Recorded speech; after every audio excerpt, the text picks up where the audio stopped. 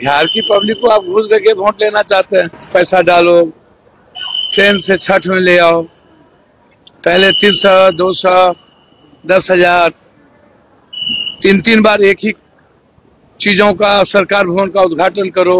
सबको CM deputy CM बनने का शौक होता है, चलता है। अब वो उनकी अपनी पार्टी है तो क्या वो अपना अधिकार ना मांगे? नमस्कार, लाइव बिहार देख रहे हैं आप। आपके साथ मैं स्नेहा गुप्ता। पूर्णिया के निर्दलीय सांसद पप्पू यादव ने मुकेश सहनी और तेजस्वी यादव को लेकर बड़ा बयान दे दिया है। सीधे तौर पे वो कहते हुए नजर आ रहे हैं कि हर कोई सीएम और डिप्टी सीएम बनना चाहता है, लेकिन ये तय तभी होगा जब बिहार विधानसभा चुनाव खत्म हो जाएगा। उसके बाद सारे घटक दल बैठेंगे और उस दौरान ही ये तय किया जाएगा कि आखिरकार कौन मुख्यमंत्री और कौन उप मुख्यमंत्री बनता है। ऐसे में क्या कुछ कहते हुए नजर आए हैं पप्पू यादव, कल आप इस वीडियो पर नजर डालिए। घूस देके पब्लिक, बिहार की पब्लिक को आप घूस देके वोट लेना चाहते हैं। बस में पैसा डालो, ट्रेन से छठ में ले आओ, पहले 300, 200, 10,000, 3 बार एक ही चीजों का सरकार भवन का उद्घाटन करो, 3 बार रोड का उद्घाटन करो, झूठ का बोलते रहो। विकास कोई काम रोड पर उतरा नहीं, और ये तो पता ही था, अंडरस्टूड था। बीजेपी हर चीज तय करती है कब तक सीएम पीएम उनकी सरकार का क्या होना है, और उसके बाद फिर तय होना। छठ के बाद कब चुनाव होना है। तो अब भैया, अब जान ही रहे 69 लाख लगभग एसआईआर का जो मुद्दा है, 7 तारीख को सुप्रीम कोर्ट में है। हम लोग की लड़ाई वहां भी है, तो कोई चीज छुपी तो है नहीं आपको। इसलिए चुनाव आयोग का तो कोई मतलब नहीं है ना, ये तो एजेंडा ही सब कुछ बीजेपी तय करती है। कब तक पब्लिक के साथ हमको झूठ बोलना है, कब तक पब्लिक को हमें पूरे देश में जिस तरीके से फरेब झूठ बोल करके लोगों का वोट इधर से उधर करते रहे, बिहार में भी करना है, तो वो तो यहाँ चलेगा नहीं। क्योंकि वोट की जो गिनती है वो नेहरू जी के पुण्यतिथि, जन्म तिथि पर प्रथम प्रधानमंत्री देश के, तो ये जीत तो पहले ही हो गई। हम लोग जनता की जीत हो। तेजस्वी यादव ने कहा है कि इस बार परिवर्तन के लिए बिहार वोट करेगा। या परिवर्तन के लिए तो बिहारी सीएम होगा तेजस्वी के साथ। हर एक बिहारी सीएम। भैया मुझको तो समझ में नहीं आता है।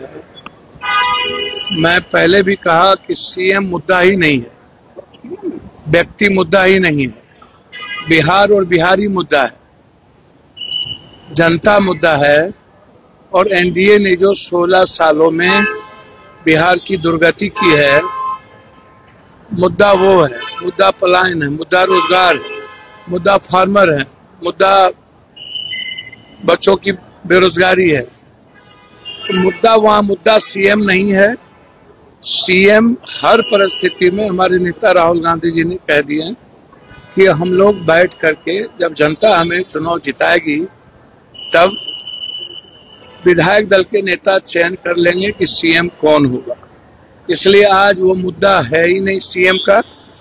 मुद्दा है चुनाव अच्छे उम्मीदवार के साथ इस बिहार की जनता को झूठे वादे से छुटकारा दिलाने और बिहार के गरीब और आम आदमी के अधिकार की रक्षा का, न्याय व्यवस्था का, आम आदमी के खुशियों का मुद्दा। यहाँ मुद्दा कोई सीएम नहीं है, सीएम चुनाव के बाद देखा जाए। सर, लेकिन साथ साथ मुकेश सहनी सबसे ज्यादा सीटों पे आरजेडी के बाद कांग्रेस ही चुनाव लड़ेगी, लेकिन मुकेश सहनी ने कल क्लियर कर दिया है कि वही डिप्टी सीएम है।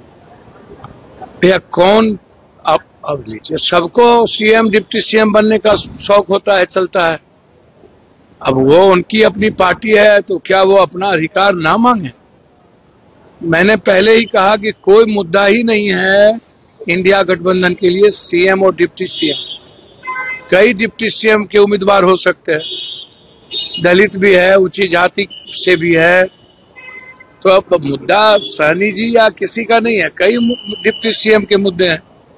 दलित से भी डिप्टी सीएम है, ऊंची जात से भी डिप्टी सीएम हो सकते हैं, ओबीसी से भी हो सकते हैं। तो ऐसा मुद्दा कोई पर्टिकुलर, उनको राइट है और उनकी बातों को मैं कोई गलत नहीं ठहराता हूँ। हर आदमी की इच्छा होती है सीएम डिप्टी सीएम बनने का।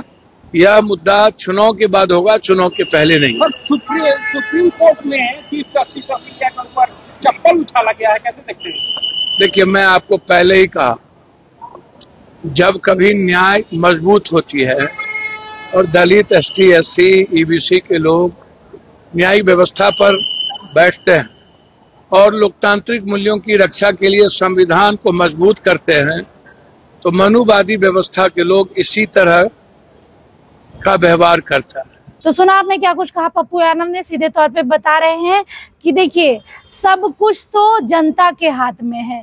जिस तरीके से इलेक्शन कमीशन ऑफ इंडिया ने ऐलान कर दिया तिथियों का, वो साफ तौर पे सबको पता है कि भारतीय जनता पार्टी के अकॉर्डिंग ही काम कर रही है। अब देखना होगा पप्पू यादव के इस बयान के बाद आगे क्या कुछ होता है। आप बनी रहिए हमारे साथ, तब तक के लिए बहुत बहुत शुक्रिया।